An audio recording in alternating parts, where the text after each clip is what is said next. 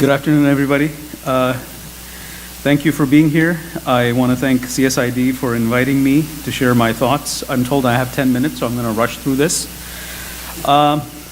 Okay, so what am I going to do here? You already know the topic of my talk.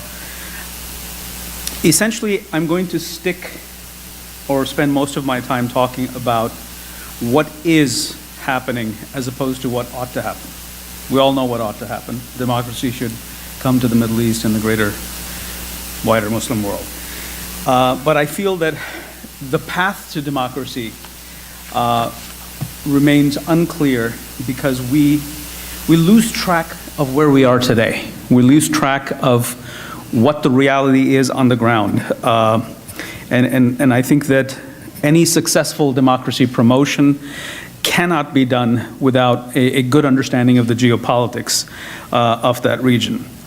Over the last 5 years, a lot has happened in the greater Middle East. And there's just so much happening that it can make your head spin. It certainly makes my head spin, even though this is something I do 24/7. So I said to myself, how can we sort of better capture conceptually everything that's happening in the Middle East? How can we better understand and make sense of it? Because otherwise, you know, if we go by the number of non-state actors, you know, the Carter Center estimated that there are 7,000 armed factions in Syria. We're not getting anywhere if we're going to go by that route. And there's just so much complexity. So how can we sort of break down the complexity and try to understand?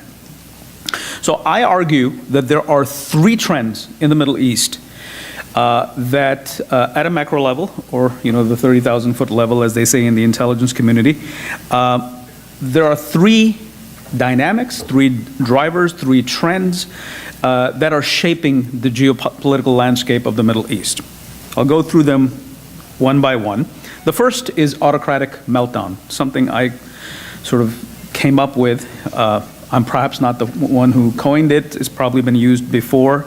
But what I think has been happening is not necessarily democracy, you know, the struggle for democracy and the resistance from authoritarianism, but I think that it's because we would get ahead of ourselves if we sort of say, you know, democracy is being pursued.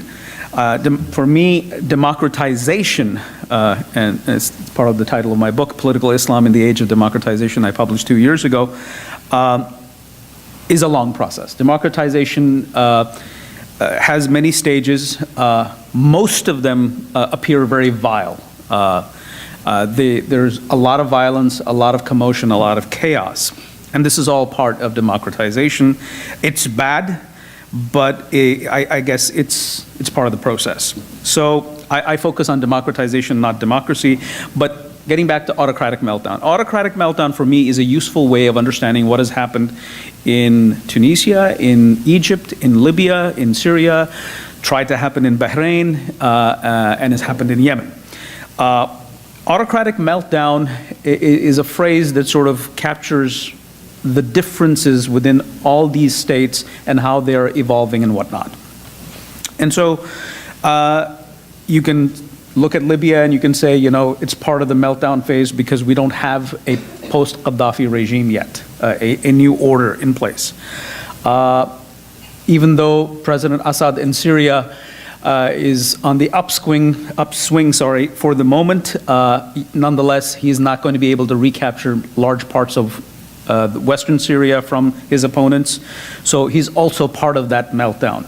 Yemen is neither here nor there. It's a complex war. It's become a regional war. And therefore, it's also part of that meltdown of the regime. And why is this important? It's because this autocratic meltdown has allowed two other dynamics.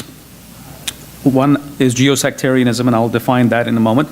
And the other is Jihadism, the rise of non-state actors who claim they are waging jihad to establish an Islamic State, and Daesh is the most prominent example of that.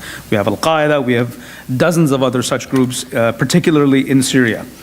Both jihadism and Geo-sectarianism are benefiting or exploiting autocratic meltdown, so there's a symbiotic relationship with all three dynamics.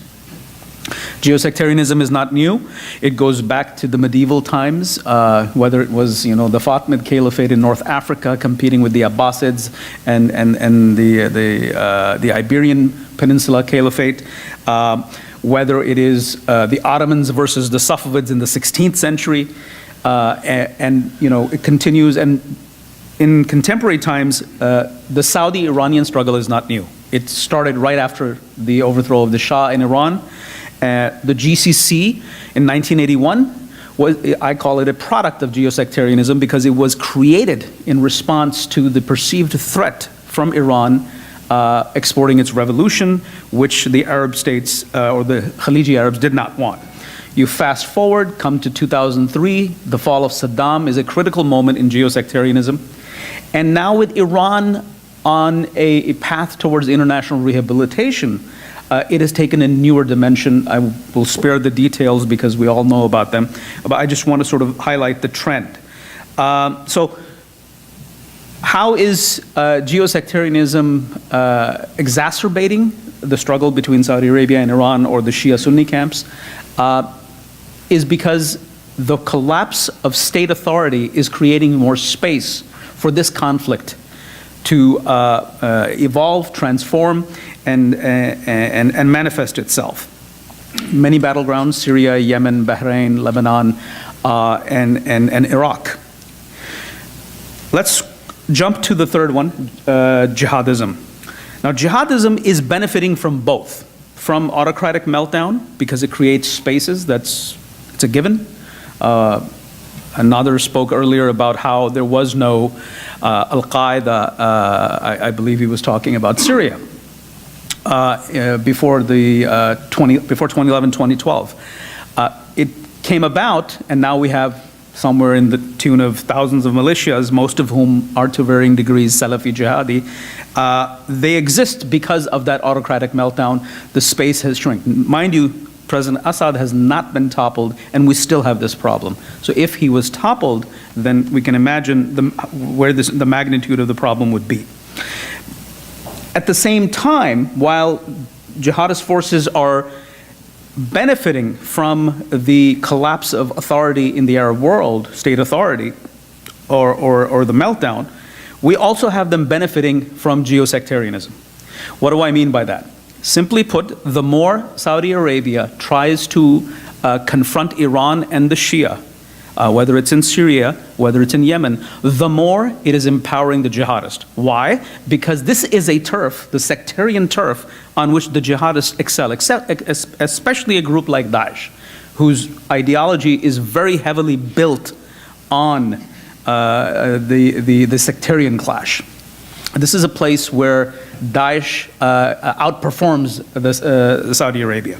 So in other words, geosectarianism is working in favor of the jihadists. I'm told I have 3 minutes left. Okay, so I'm just going to make one more point about geosectarianism. I'll give you an example at the micro level.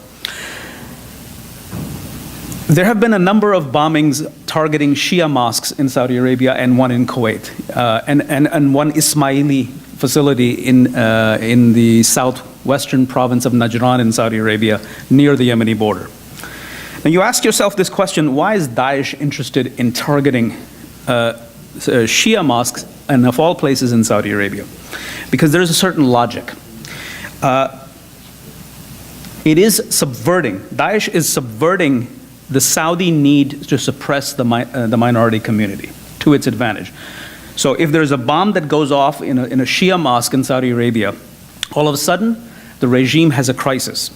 It is already in the process of containing the minority and holding on to power, but at the same time now it has to defend the minority. Why? Because now the state authorities are not cracking down on a protest or keeping tabs on a mosque. There's been a bombing by a non-state actor which is competing with the Saudi government for essentially everything, whether it's leadership, intellectual leadership over Salafism, whether it is the war against the sectarian war, or just the claim that we are, the authentic Islamic State, and Saudi Arabia is not. So that is something that is set up in such a way that the Daesh comes in and it attacks, it puts the Saudis on defensive. It has to start now defending, going from persecuting the Shia to defending them, because they cannot be seen as equivalent, moral equivalent to Daesh.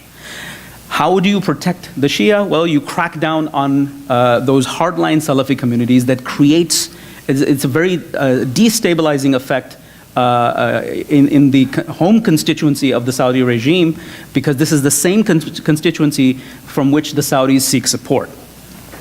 So that's sort of a sense of how, geosectarianism and jihadism at the very micro level are intertwined and shaped by each other. Now, quickly, in 30 seconds that I have left, maybe I don't have 30 seconds left, but I'll still use them. So what can we do? What can the United States government do? Frankly speaking, not much. Why? I'll give you an example. There are imperatives for the Saudis and the Iranians.